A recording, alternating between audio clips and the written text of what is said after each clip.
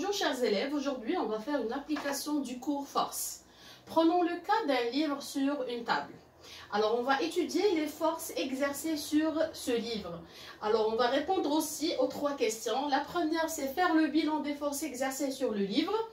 Deuxièmement, déterminer les caractéristiques de la force F de table sur le livre et représenter cette force. Sachant que F, ça veut dire l'intensité de la force de table sur le livre est égale à 2 newtons. Alors, on va résoudre la première question. Faire le bilan des forces exercées sur le livre. Comme vous voyez, le livre est sur une table. Alors, ce livre, c'est le système étudié. Parce qu'on a dit faire le bilan des forces exercées sur le livre. Alors, le système étudié, c'est, entre parenthèses, c'est le livre. Alors, on va faire sortir les forces. Alors, les premières forces, ce sont les forces de contact.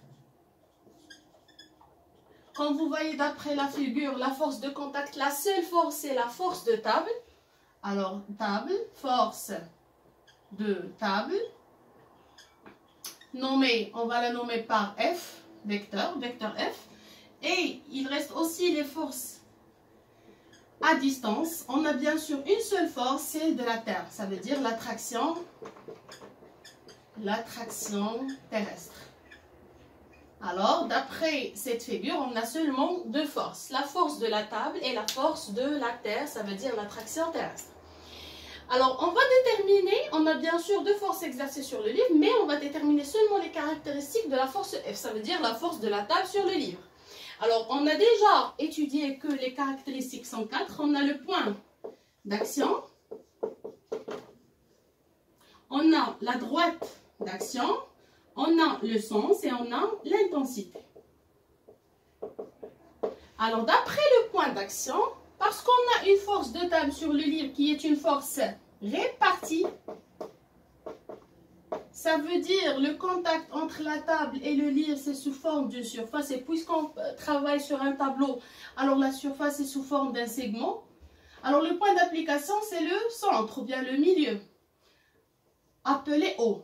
Alors le point d'action de cette force, c'est le point ou bien le centre O. C'est le centre de surface de contact.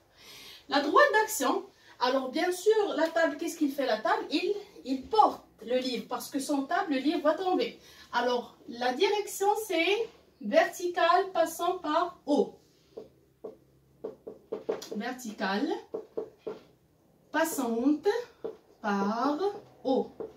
Concernant le sens, comme j'ai déjà dit, sans table, le livre va retomber. Ça veut dire la table exerce une force de haut vers le haut, ou bien de bas vers le haut.